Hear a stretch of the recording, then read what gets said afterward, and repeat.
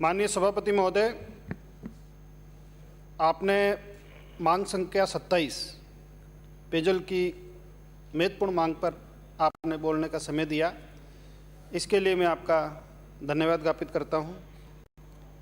माननीय सभापति महोदय, आज हम इस सदन में पेयजल जैसी महत्वपूर्ण मांग पर सब लोग अपनी अपनी बात कह रहे हैं और कुछ भविष्य वक्ताओं का यह भी आकलन है कि इस दुनिया में अगर अगला विश्व युद्ध होगा तो वो शायद पानी की समस्याओं को लेकर होगा, क्योंकि ये समस्या प्रदेश की नहीं, हमारे देश में नहीं, बल्कि पूरी विश्व के अंदर पीने के शुद्ध पानी की जो समस्या है आज विशाल संकट का रूप लेकर खड़ी है।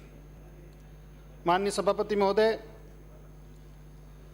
मैं धार्मिक नगरी पुष्कर से आता हूं और तीर्थराज पुष्कर के अंदर सरोवर है। उस सरोवर में स्नान करने के लिए देश और दुनिया से लाखों की संख्या में प्रतिवर्ष लोग आते हैं। वहाँ पे एक अंतर्राष्ट्रीय स्तर का कार्तिक मेला भी लगता है, लेकिन बड़े ही दुर्भाग्य की बात है कि इस पवित्र सरोवर के अंदर बरसात का जब पानी आता है तो अपने साथ वो सीवरेज और अन्य प्रकार की गंदगी भी लेकर आ जाता है। उस सीवरेज का कई बार पानी भी लीकेज होकर सरोवर में चला जाता है और इस समस्या के समाधान के लिए हमारी पिछली सरकार ने 12 करोड़ की लागत से एक एसटीपी स्वीकृत किया, लेकिन जैसे ही सरकार चेंज हुई आज उसका 70% काम पूरा हो गया, लेकिन 2.5 साल से उसका काम भी बंद है। इसके अलावा भी पिछली बार माननीय मुख्यमंत्री जी ने हमारी मांग पे वसुंधरा जी ने 4 करोड़ रुपए इस योजना के लिए स्वीकृत भी किए, लेकिन जैसे ही सरकार चेंज हुई उस पर काम नहीं बढ़ा। इस बजट के अंदर माननीय मुख्यमंत्री जी ने इस समस्या के निदान के लिए डीपीआर की घोषणा करी।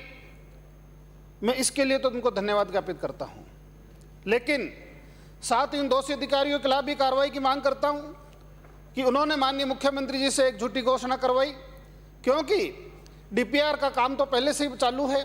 अजमेर विकास प्राधिकरण इस काम में लगभग 6 महीने से लगा हुआ है और 2.5 महीने पहले पुष्कर नगर पालिका ने 5 लाख रुपए अजमेर विकास प्राधिकरण को समस्या के समाधान के लिए दे भी दिए। लेकिन बजट के अंदर अच्छा होता माननीय मुख्यमंत्री जी, आप इस समस्या के समाधान के लिए उचित बजट का कोई प्रावधान करते, बजट की घोषणा करते, ताकि समस्या को धरातल पर आके इसका समाधान कर पाते। माननीय सभापति महोदय, मेरी पुष्कर विधानसभा के अंदर बहुत सारे बांध और तालाब ऐसे हैं, अगर जलदाय विभाग उसका उचित तरीके से अगर प्रबंध करे तो हमें सिंचाई के लिए जो किसानों को पानी की आवश्यकता होती है उस समस्या से भी हम निजात पा सकते हैं। मेरी पुष्कर विधानसभा के अंदर रूपनगढ़ उपखंड क्षेत्र के अंदर एक सिंगला बांध है। माननीय सभापति महोदय, वर्षों पहले करोड़ों रुपए की लागत से उस बांध का बड़ी भव्यता से निर्माण हुआ। शायद वो अजमेर जिले के कुछ बड़े बांधों में से एक आता है। लोगों में काफी उत्साह था, लोगों ने बढ़ चढ़ के उसमें श्रमदान भी किया, लेकिन बड़ी दुर्भाग्य की बात है कि जब से सिंगला बांध का निर्माण हुआ तब से लेकर अब तक उसके अंदर एक बूंद भी बरसात का पानी नहीं आया। माननीय सभापति महोदय, सिंगला बांध के अलावा भी हमारे कायड़ का तालाब है, नाम का तालाब है, लेकिन एक विशाल एक बांध का उसमें स्वरूप दिखता है। और हम हमारे बड़े बुजुर्गों से सुनते हैं कि जब भी कायड़ का तालाब भरता है तो आसपास के लगभग 100 किलोमीटर के किसानों के घरों में खुशहाली आ जाती है। हमारे बीर का तालाब, ऊंटड़ा का तालाब, तबीजी का तालाब, बडलिया का तालाब और भी बहुत सारे हमारे पुष्कर विधानसभा में ऐसे बड़े बड़े तालाब है जिसका अगर हम उचित रख रखाव करें।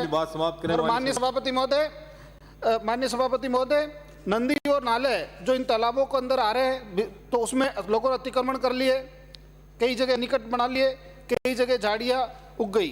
माननीय सभापति महोदय, माननीय मंत्री महोदय से मांग करना चाहता हूं कि आप इन नदी और नालों का साफ सफाई करें और जो अनावश्यक रूप से निकट बन गए उनको भी आप हटा के, अगर बांधों में पानी पहुंचेगा तो निश्चित रूप से हमारे इसकी समस्या का समाधान होगा।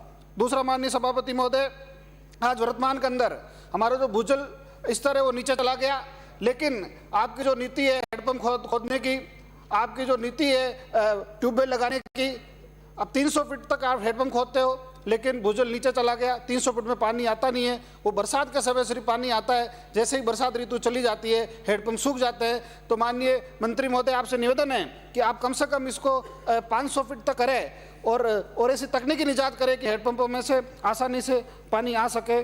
दूसरा, जल जीवन मिशन के तहत मेरे पुष्कर विधानसभा के अंदर आप जल्दी से जल्दी हर घर को शुद्ध पीने का पानी मिले, इसकी व्यवस्था करें। इसके अलावा भी पुष्कर विधानसभा के अंदर बहुत सारी गांव और ढाणियाँ ऐसी है जो राजस्व रिकॉर्ड में अंकित नहीं है, जो अनऑक्युपाइड ढाणियाँ हैं, वो आज बिशलपुर के पानी से वंचित है, वो उनकी संख्या बहुत बड़ी है। तो माननीय सभापति महोदय, मैं आपसे मांग करूंगा कि उनको भी बिशलपुर का पानी मुहैया कराए। इसके अलावा भी हम स्कूलों के अंदर, माननीय सभापति महोदय, स्कूलों के अंदर हम कुपोषण को बच्चों से खत्म करने के लिए, माननीय सभापति महोदय, 2 मांग है मेरी छोटी छोटी। स्कूलों के अंदर कुपोषण को समाप्त करने के लिए पोषाहार और अन्य तरह तरह के कार्यक्रम चला रहे हैं, लेकिन आज प्रदेश के अंदर जो सरकारी स्कूल हैं उसको सबसे पहले किसी गांव के अंदर अगर पीने का शुद्ध पानी जाता है, हम सबको सरकारी स्कूलों के अंदर सबसे पहले कनेक्शन अगर देना चाहिए तो सरकारी स्कूलों में देना चाहिए। इस और कभी भी किसी ने ध्यान नहीं दिया। माननीय सभापति महोदय,